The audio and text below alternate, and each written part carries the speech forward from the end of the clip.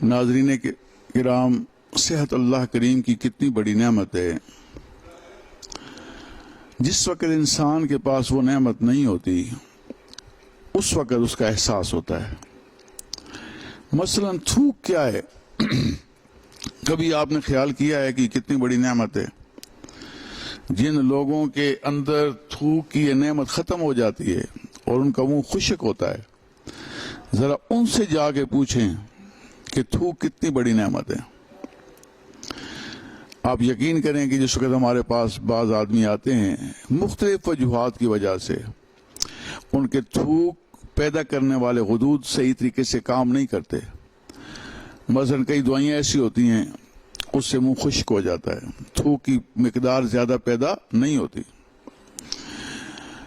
آپ کی اطلاع کے لیے عرض ہے کہ انسان دن اور رات میں 1 لیٹر کے قریب تھوک پیدا کرتے ہیں یہ غدود، لیکن چونکہ یہ ہم آگے نگلتے رہتے ہیں اس واسطے پتہ نہیں چلتا۔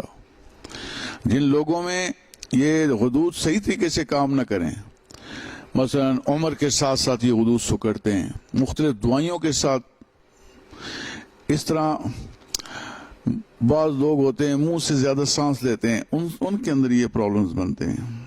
جب منہ خشک ہو جاتا ہے اس کے بعد منہ کے اندر مختلف بیماریاں پیدا ہونا شروع ہو جاتی ہیں۔ مثلا وہاں پہ جب ایک قدرتی نظام آپ کا تھوک کا ختم ہو گیا تو وہ جگہ تر نہیں رہتی، خشک ہو جاتی ہے۔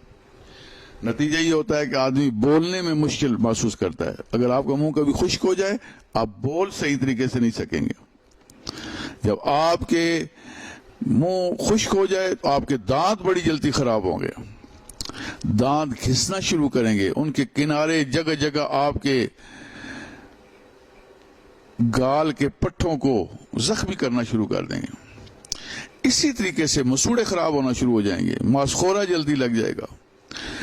تو آپ ان سب چیزوں کو دیکھیں کہ اللہ کریم نے جو ایک تھوک رکھا ہے منہ کے اندر، تو آج کل اس کے علاج کے لیے، تھوک پیدا کرنے کے لیے مصنوعی تھوک آ گئے ہیں جنہیں آپ ہزاروں اور لاکھوں روپے خرچ کر کے اپنے منہ میں تھوک بناتے ہیں تاکہ آپ کو اس سے خشک منہ سے پیدا ہونے والی بیماریوں سے بچا جائے۔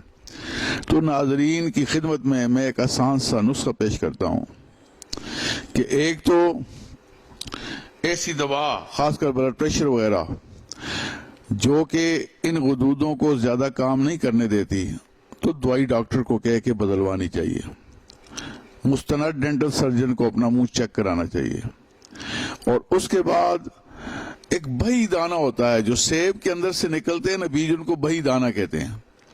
اگر آپ بہی دانہ یا منقع وغیرہ جس کے اندر ایک دانے دانے ہوتے ہیں منہ کے اندر رکھیں گے تو دوبارہ آپ کے غدود کام کرنا شروع کریں گے اور منہ تر ہو جائے گا۔